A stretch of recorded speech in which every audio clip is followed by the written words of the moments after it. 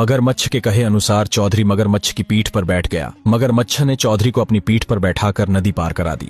चौधरी नदी के तट पर उतरकर मगरमच्छ को अलविदा कहकर जंगल में आगे की ओर बढ़ गया। जैसे ही चौधरी जंगल में थोड़ी दूर चला, चौधरी को दूर से ही एक पीपल का पेड़ दिखाई दिया, जिसके नीचे एक बूढ़ा और एक बूढ़ी राम नाम का भजन कर रहे थे। बूढ़े ने बूढ़ी से कहा, सामने से एक भूखा प्यासा मानव आ रहा है, आज हम अपनी अपनी एक एक रोटी उसे दे देते हैं।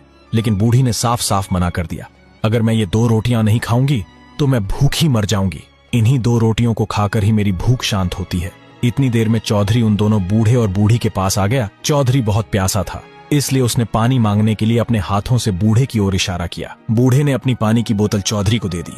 चौधरी ने बोतल से पानी पीकर अपनी प्यास बुझाई। पानी पीने के बाद चौधरी के मुंह से आवाज आने लगी। चौधरी ने उस बूढ़े से कहा, ताऊ जी, मुझे बहुत तेज भूख लगी है। बूढ़े ने बिना किसी बहस के अपनी एक रोटी चौधरी को दे दी। चौधरी ने वह एक रोटी खा ली, परंतु फिर भी उसकी भूख शांत नहीं हुई। उसने बूढ़े के हाथ में बची हुई रोटी की ओर देखा और कहा, ताऊ जी, अभी मेरी भूख शांत नहीं हुई है, मुझे एक रोटी और चाहिए। बूढ़े ने वह एक रोटी भी चौधरी को दे दी। अब पानी पीकर और खाना खाने के बाद चौधरी का पेट पूरी तरह भर गया। उसके बाद बूढ़े ने पूछा, हे मानव, तुम इस जंगल में क्यों आए हो?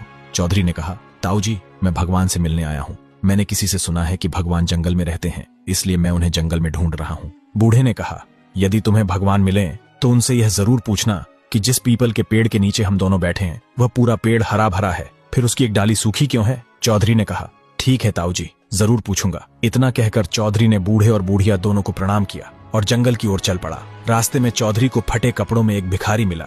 भिखारी ने कहा, चौधरी, मैं ही भगवान हूँ। यह सुनकर चौधरी कुछ देर तक समझ नहीं पाया। फटे कपड़ों में खड़ा वह व्यक्ति उसे साधारण भिखारी ही लग रहा था। चौधरी सोच में पड़ गया। तभी भिखारी ने फिर कहा, हे चौधरी, मैं ही भगवान हूँ। आगे क्या हुआ यह जानने के लिए चैनल को सब्सक्राइब कर कमेंट में नेक्स्ट पार्ट जरूर लिखें।